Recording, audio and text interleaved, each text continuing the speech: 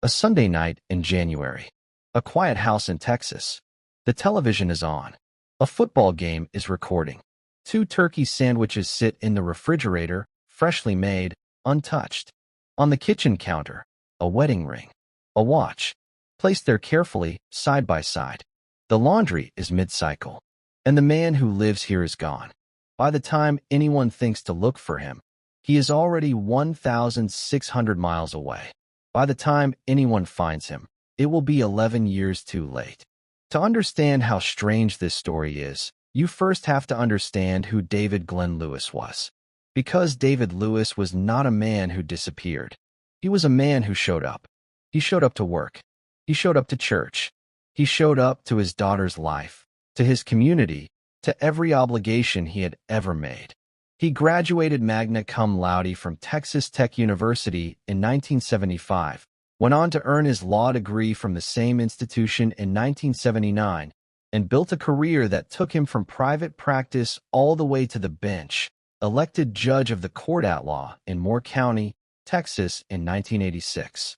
Beyond his legal career, David was deeply embedded in his community, a Sunday school teacher, a member of the Directors Board for the Dumas Community Education Advisory Council, and a district chairman for the Boy Scouts of America. He married Karen Garrett in 1982. Their daughter Lauren was born a year later. By all accounts, from colleagues, from friends, from everyone who knew him, David Lewis was exactly what he appeared to be. A serious man, a good man, a man whose entire life was built around showing up for other people. He also loved the Dallas Cowboys. And in January 1993, the Cowboys were heading to the Super Bowl for the first time in 14 years. David had been looking forward to it for weeks. He had already set the VCR. He had already planned the weekend. His wife Karen and their 9-year-old daughter Lauren were going to Dallas for a shopping trip, and David was going to stay home, settle into the couch, and watch his team play. It was a simple plan. It was the kind of plan that a happy, stable, ordinary man makes on a Thursday afternoon in January. On Thursday, January 28th, David left work at his law firm around midday, saying he was not feeling well. Records show a gasoline purchase on his credit card that afternoon. He taught his government class at Amarillo College that evening until 10 p.m. That was the last time anyone in Amarillo confirmed seeing David Glenn Lewis alive. What happened next has never been explained. Friday, January 29th. Karen and Lauren departed for their weekend trip to Dallas. They didn't see David before they left. They weren't concerned. He had already told them his plans: stay home, watch the game, enjoy a quiet weekend alone. Nothing about that felt unusual. Nothing felt wrong. Saturday, January 30th. David was spotted running errands around town. Witnesses saw him at a local electronics store and a bank, where he deposited a check. These actions were routine. Nothing seemed out of the ordinary. But two things happened on Saturday that nobody understood at the time. First, $5,000 was deposited into David's bank account. It could not be determined who made this deposit. $5,000. Cash. Into the account of a man about to vanish. And to this day, no one knows where it came from or who put it there. Second, a member of the Lewis family's church reported seeing David hurrying through the Southwest Airlines terminal at Amarillo International Airport. He didn't appear to have any luggage with him. A man who planned to spend the weekend on his couch, rushing through an airport. No bags. No explanation. That evening, a police officer patrolling downtown Amarillo spotted a red Ford Explorer, the same color, make, and model as David's, parked outside the Potter County Courthouse. Sunday, January 31st, Super Bowl Sunday. The next morning, a deputy sheriff saw the Explorer parked by the county courthouse again. This time, a man matching David's description was across the street, apparently photographing the building. A lawyer, standing outside a courthouse on a Sunday morning, photographing it. Why? His wife and daughter returned home from Dallas that evening, after the game had ended. The VCR was still recording the Super Bowl telecast. It had begun doing so before the game started. In the refrigerator were 2 turkey sandwiches. Laundry had been left in the washing machine. His wedding ring and watch were on the kitchen counter. Karen assumed David had gone to watch the game at a friend's house. She went asleep. She was not yet afraid. Monday, February 1st. David didn't come home overnight. He missed a work appointment. Then a second one. This was not the kind of man who missed appointments. Karen called police to report him missing. And somewhere in the same morning, a second plane ticket was purchased under David's name. This one from Los Angeles International Airport to Dallas. A ticket home. Purchased on the day his family reported him missing. Purchased from a city he had no known reason to be in. By a person who may or may not have been David Lewis himself. Because here is the thing about 1993 that is easy to forget. You did not need to show photo identification to board a domestic flight in America. Anyone who knew David Lewis's name could buy a ticket in his name. Anyone. And that night, at 10:30 p.m. on February 1st, motorists driving along State Route 24 near Moxee, Washington, a small town just east of Yakima, spotted a man either lying or walking in the middle of the road. When drivers turned around to warn oncoming traffic, they returned to find the person had been struck and killed. The man had no identification. He was wearing military-style camouflage fatigues and work boots. He had no luggage, no wallet, no phone, nothing. He was pronounced dead at the scene. And in that moment, without anyone knowing it, without Karen Lewis knowing it, without the Amarillo police knowing it, without anyone connecting a singled, David Glenn Lewis had already been dead for minutes.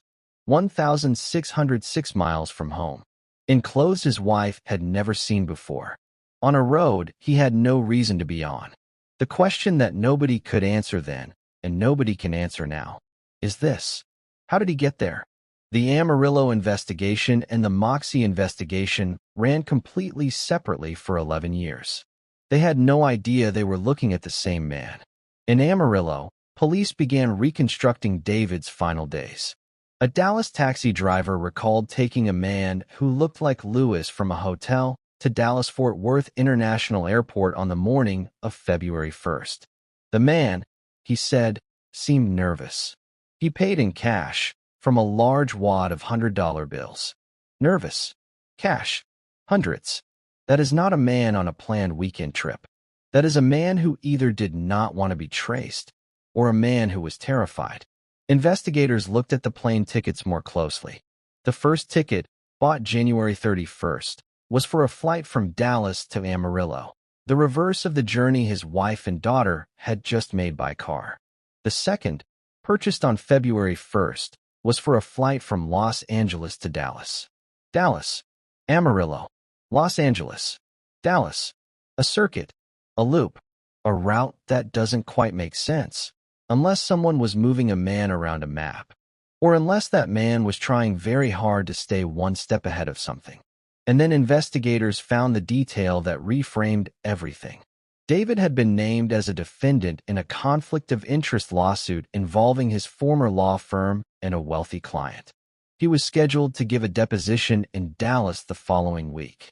According to David's father, his son had expressed determination to tell the truth, whoever it hurts, refusing to cover up any wrongdoing by his former colleagues. He was the last person scheduled to be deposed before he vanished. All of his paperwork relating to the case disappeared along with him and has never been found. His files, gone. Every document connected to a case involving a wealthy client and allegations against a law firm, gone. Karen also recalled that David had received some death threats while he was on the bench. He had mentioned to her, in the weeks before he disappeared, that he felt his life was in danger. He would not tell her why. He would not elaborate on the nature of the threat. A man who felt his life was in danger. A man about to testify in a major lawsuit. A man who had told his own father he was going to tell the truth no matter who it hurt. And then he was gone. Police investigated. They pulled on every thread. And after 11 months of finding nothing conclusive, the Amarillo Special Crimes Unit stopped searching and declared David missing voluntarily. In 2002, when local press asked for an update, investigators pointed to the plane tickets as evidence that David had left of his own free will. The case went cold. In Washington state, the Moxee John Doe had been quietly sitting in evidence storage for nearly a decade. Dental records and fingerprints had been resubmitted to national databases multiple times. Artistic reconstructions of the man's appearance were created in 1995 and again in 2000 and distributed to media outlets. Nothing worked. Nobody came forward. Nobody connected a John Doe in rural Washington to a missing lawyer in Texas. The geographic distance alone, 1,606 miles, made the connection almost unthinkable. Then, in 2003, a newspaper changed everything. The Seattle Post-Intelligencer published an investigative series called Without a Trace, examining adult missing person cases and the systemic failures in how they were investigated. The series brought new attention to Cold Jane and John Doe cases across the Pacific Northwest. A Washington State Patrol detective named Ditter started looking at the Moxee case with fresh eyes. Ditter began searching databases for missing men who matched the Doe's physical description. Within a week, he had a list of a dozen possible matches. One of them was David Glenn Lewis, whose photograph on a Texas Department of Public Safety missing persons website bore a strong resemblance to the photographs taken of the Moxee Doe in 1993. There was one problem. David Lewis wore distinctive glasses. The John Doe had not been wearing any. Ditter went back to the evidence storage. He pulled out the camouflage clothing that had been kept for 11 years. He went through the pockets. The glasses were there, folded, tucked inside. A man with severely poor eyesight, walking down the center of a dark highway at night, without his glasses on his face, with them folded in his pocket instead. Why would a man take off the one thing he needed to see? DNA from a tissue sample kept in evidence was compared with DNA from Lewis's mother. In October 2004, the University of North Texas reported a 99.91% probability that the two samples came from the same person. 11 years after David Lewis vanished from a quiet house in Texas, he finally had his name back. He was reburied closer to home.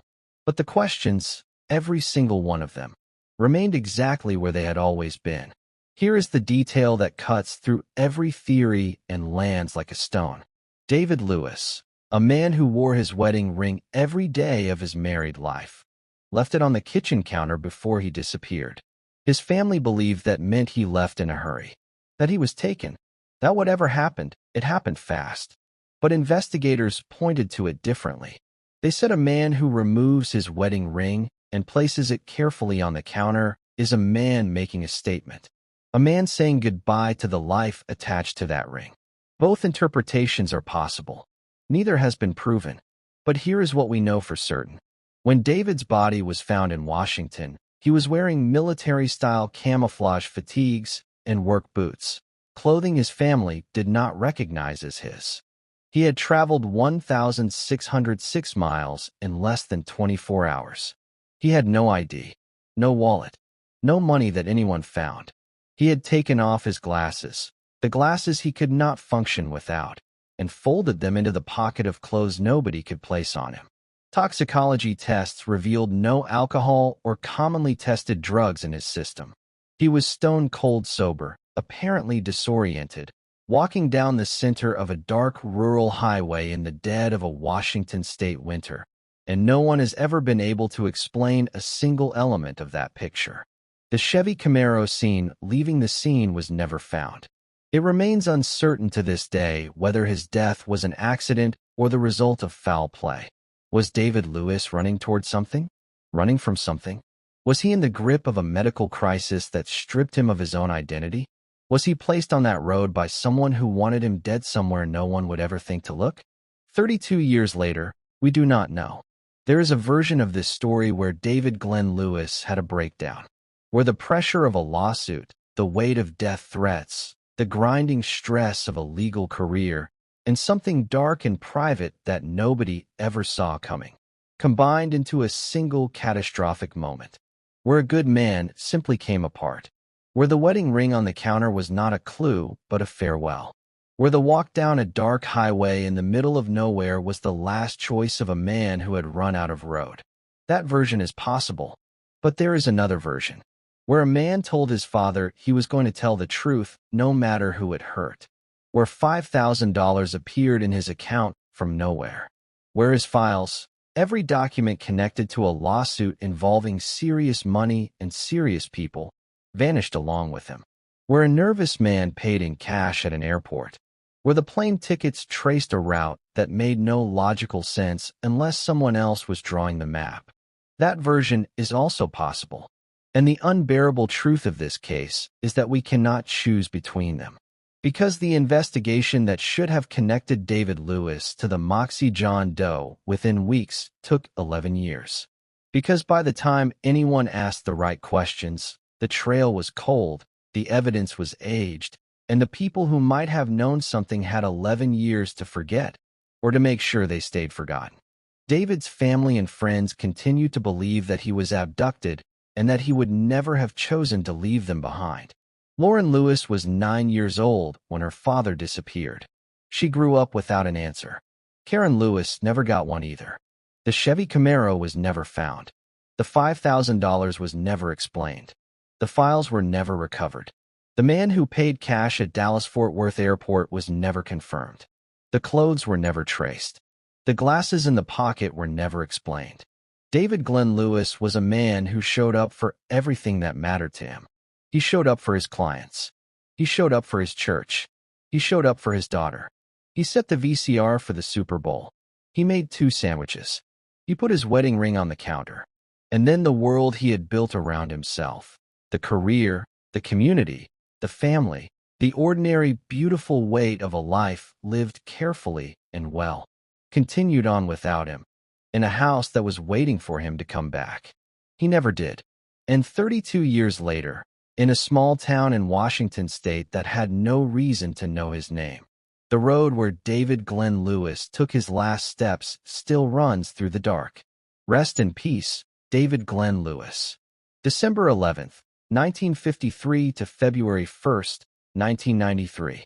If you have any information about the circumstances of David's death, the Washington State Patrol Cold Case Unit can still be contacted.